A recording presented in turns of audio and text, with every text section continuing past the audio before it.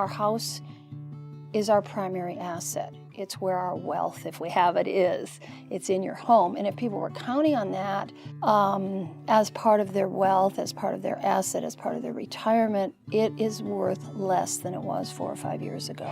In the last few years, we've had approximately 9,000 foreclosures a year. And in a market this size, that's quite a few foreclosures each year. That's 9,000 families that were impacted.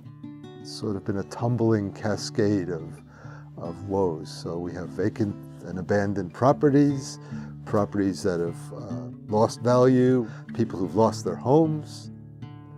But also, I think people are fearful of the future.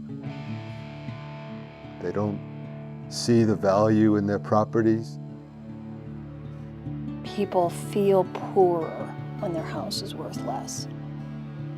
We all know that this economic crisis started with a housing crisis. And in Tucson, we're very dependent on development and construction. It's what helps drive our economy. Housing cost has a direct relationship to the economy.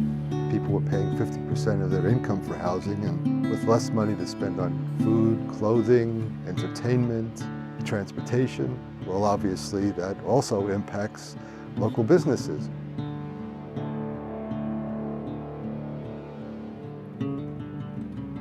I think the economic downturn is really severe, and by all reports, it's going to take a while for this housing market to come back. Some people say 5 years, some people say even longer. The problems that we see are far more complex and irreversible than any one program can really address.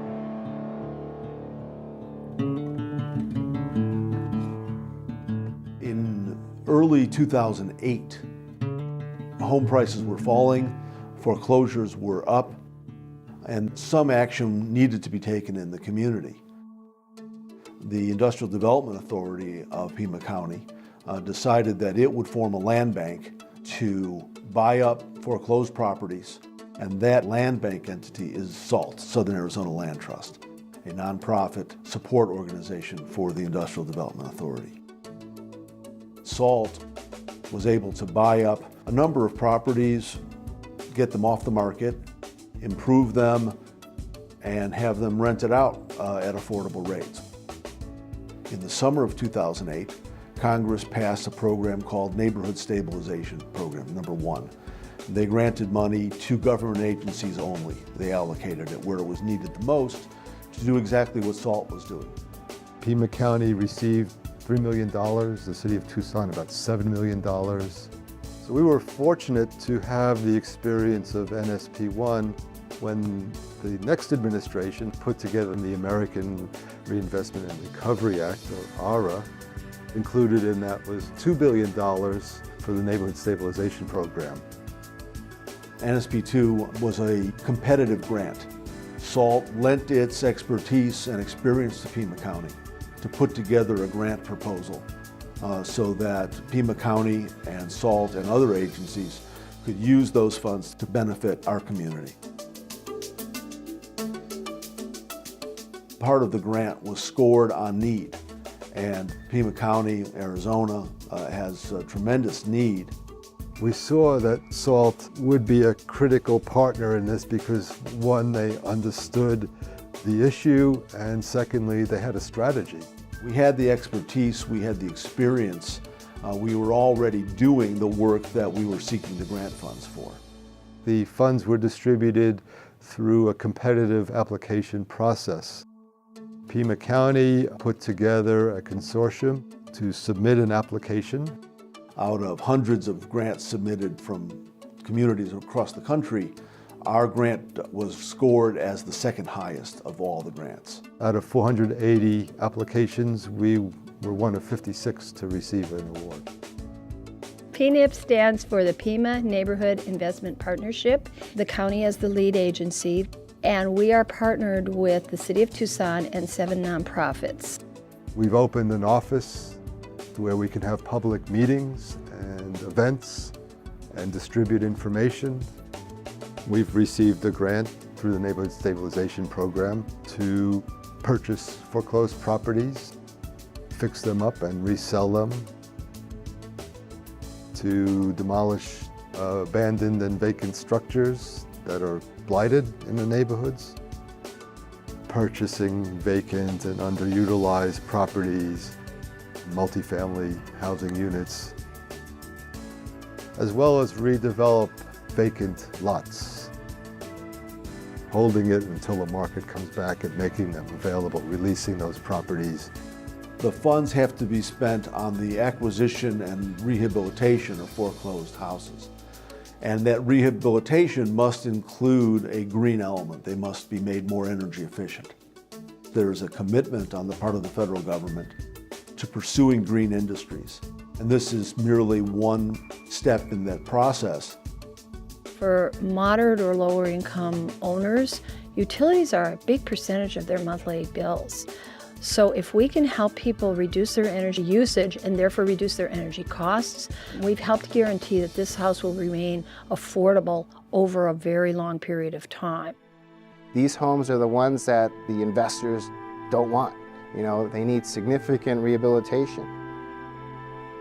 To go out into the neighborhood, to see houses that have been abandoned, where the owners or the renters, they were either kicked out by the bank or they couldn't afford the rent or the mortgage. And you see traces of their lives. It's very personally touching. You see that people's lives in real terms have been affected by what we think of as an economic downturn.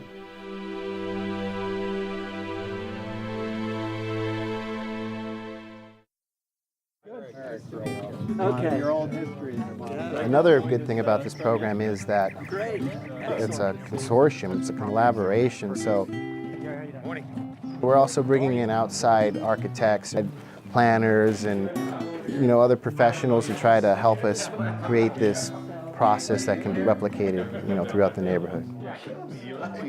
One of the problems we have when you have a newer house, to get the green points, we can't take what it already has. It's stuff we have to add.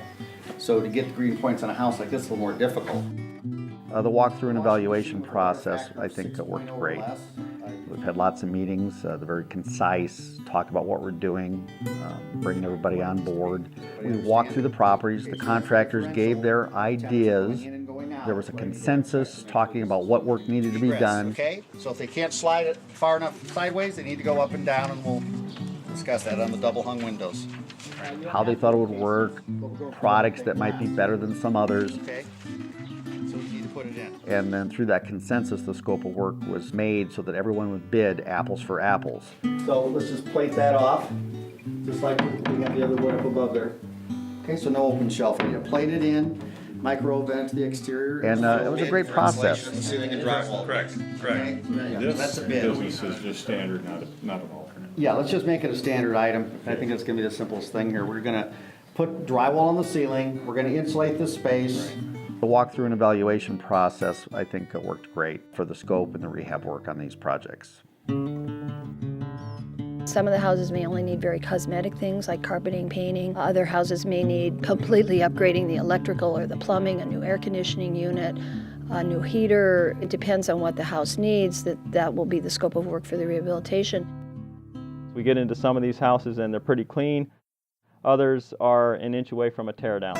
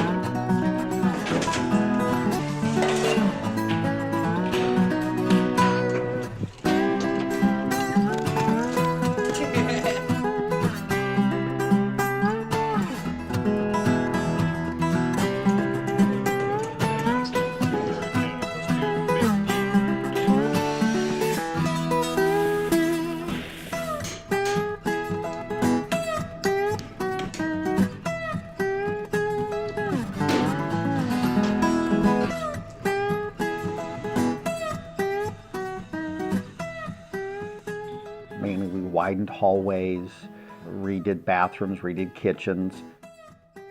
Wiring that was defective got replaced, services upgraded. We're adding air conditioning in these homes, new appliances. Everything's being brought up to what we call a green standard, something that's going nationwide.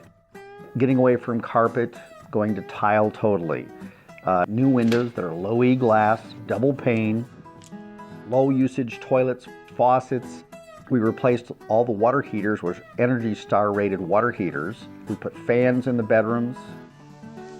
Everything we put in had to save energy. We make them a little bit more environmentally friendly and a little bit more economical for those families that are moving in.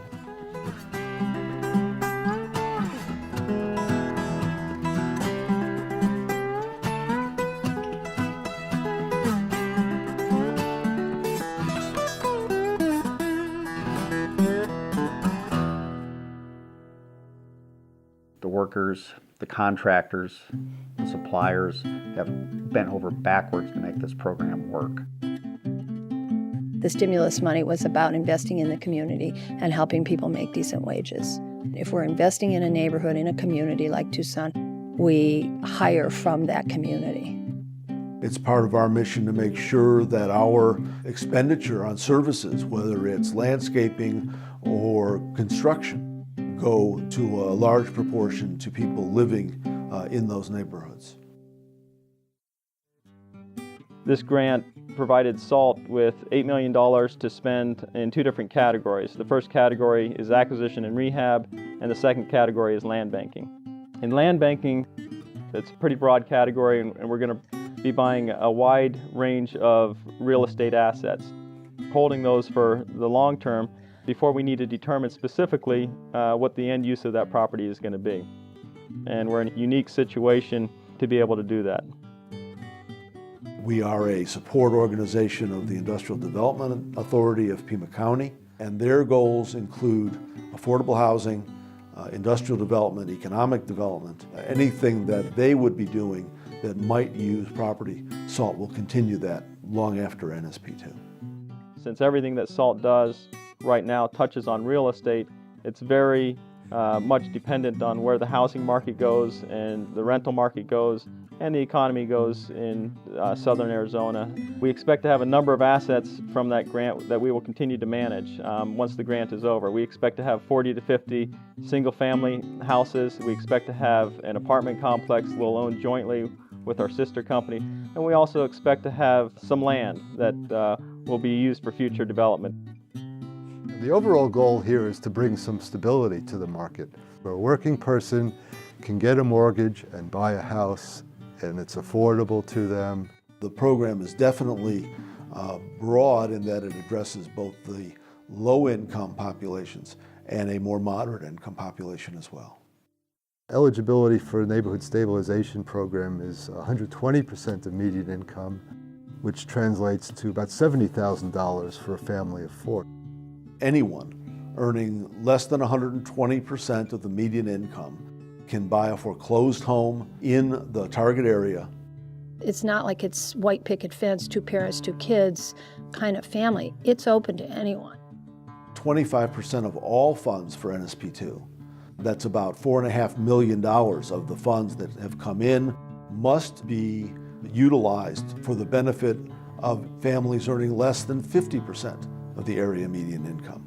Anybody who goes through this program who's a home buyer has to go through at least 8 hours of a home buyer education class. So SALT will enter into a partnership with one or more of these HUD-certified housing counseling agencies. So people come in, these counselors work with them on budgeting, they work with them on any credit issues they may need to clear before they're eligible to buy a house. So we're working with Pima County to make sure that when we are ready to sell homes, we can get homeowners who fit into the program definitions into the homes, and then use those proceeds again to buy and renovate more homes.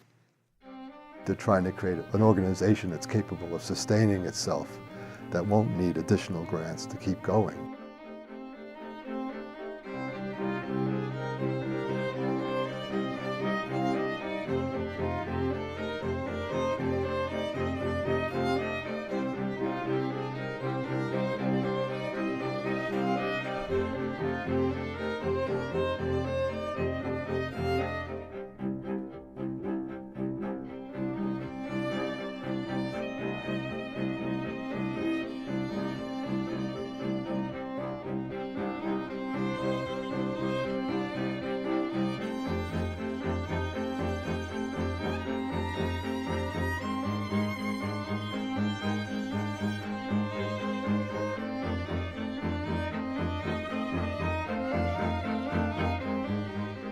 One strength we have, and I think in particular Pima County government has, is our understanding and ability to work in partnerships, forming things like consortia.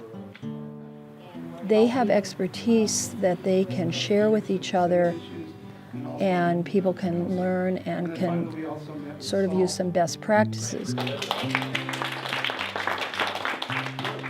It's a historical thing. It works because we're used to working together, and we have the ability to listen. Community and neighborhood workshops, put together a series of... That ability to interact with each other, to partner with each other, to exchange ideas, the process and the partnership in itself is a value.